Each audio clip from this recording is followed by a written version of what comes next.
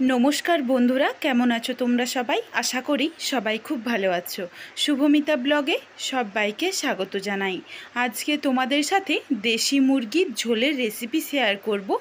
Pressure cooker छाड़ाई तोमरा किभाबे खूब सहजेई कड़ाइयेर मध्य एकदम नरम तुलतुले भावे मांसटाके सेদ্ধ करे निते पारो सेई टिप्सो शेयर करब। रेसिपिटा केउ स्किप करो ना, स्किप करले किन्तु अनेक किछु मिस करे जाबे। कन्टिन्यू करते थाको, आशा करी रेसिपिटा तोमादेर अनेक भालो लागबे। घरोया मशला दिए এই দেশি মুরগির আলু দিয়ে পাতলা ঝোলের রেসিপিটা অবশ্যই একবার ট্রাই করো।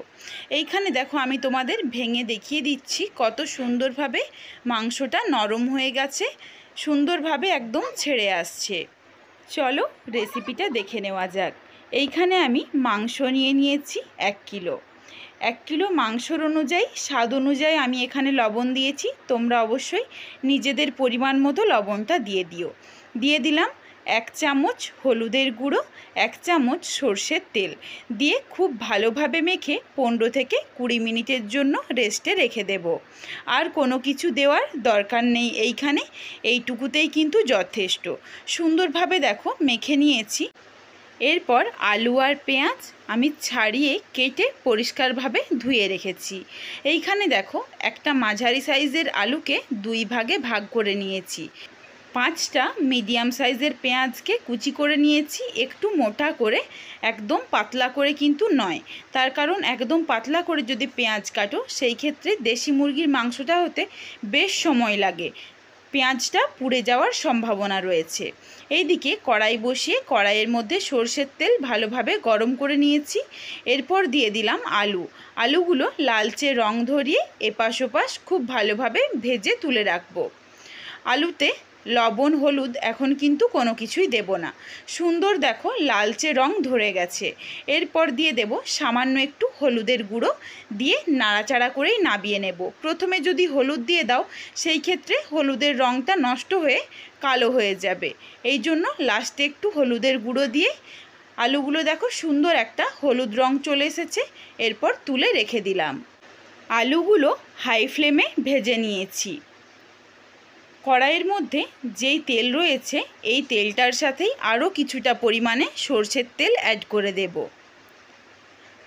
সরষের তেল দেখো ঠিক 6 থেকে 8 চামচের মতো হবে, বড় চামচের দিয়ে দিয়েছি। এরপর দিয়ে দিলাম 1 চামচ চিনি। চিনিটা ক্যারামেল হয়ে যাওয়া অবধি অপেক্ষা করব।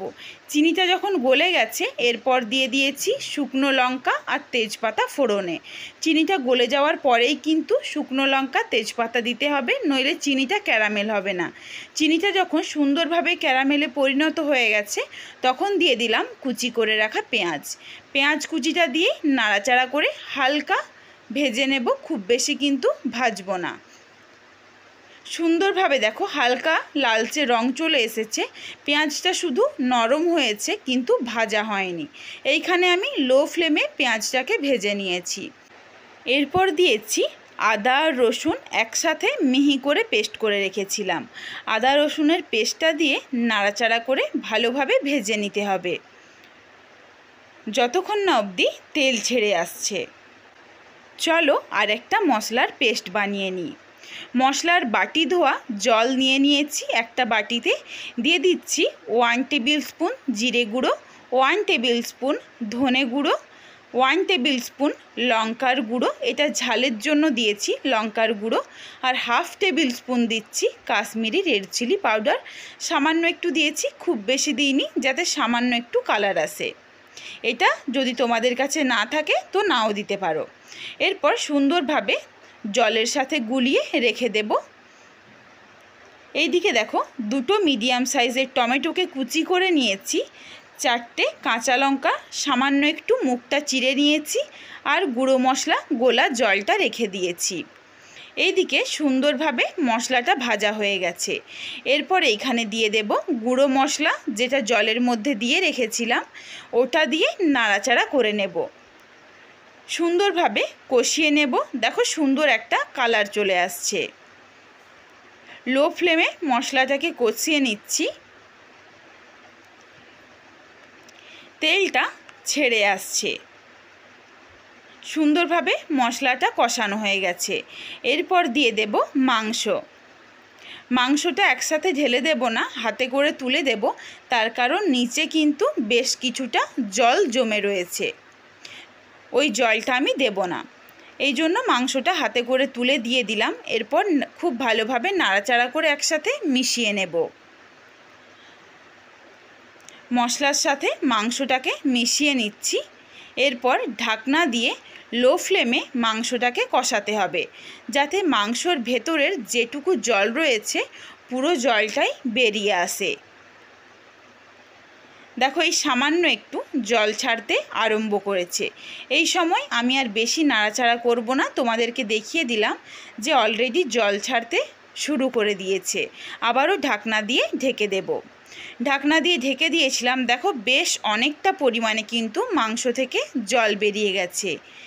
এইভাবেই মাংসটাকে ঢাকনা দিয়ে দিয়ে রান্না করে নিতে হবে যতক্ষণ না পর্যন্ত জলটা পুরোটা শুকিয়ে যাচ্ছে।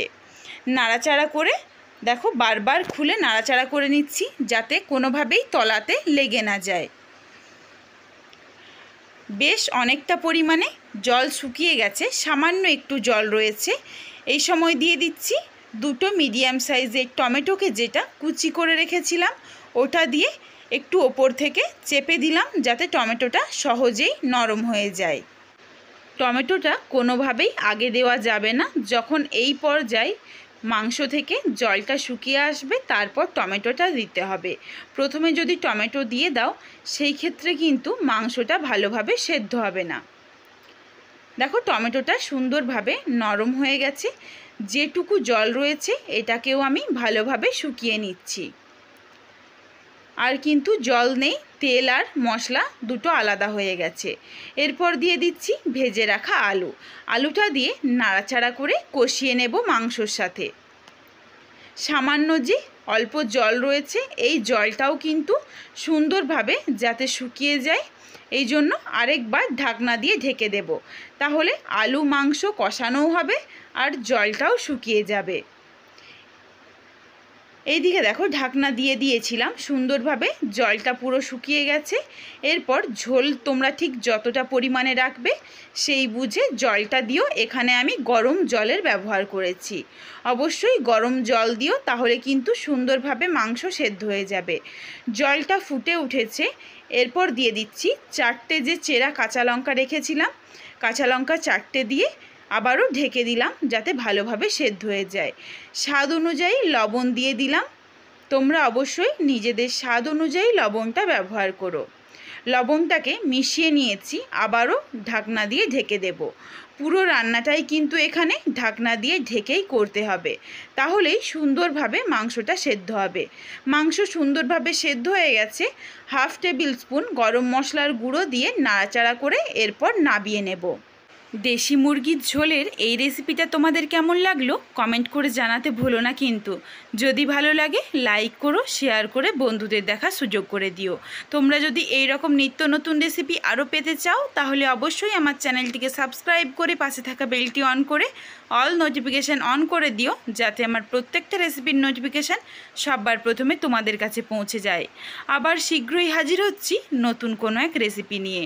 পরবর্তী রেসিপি দেখার আমন্ত্রণ রইল। এইখানে দেখো আমি তোমাদের সাথে মাংসটা একদম ভেঙে দেখিয়ে দিচ্ছি, একদম নরমভাবে সেদ্ধ হয়ে গেছে। তোমরাও এই পদ্ধতিতে রান্না করো, তাহলে কিন্তু প্রেসার কুকারের ব্যবহার করতে হবে না দেশি মুরগির মাংস সেদ্ধ করার জন্য। আজকে আসি।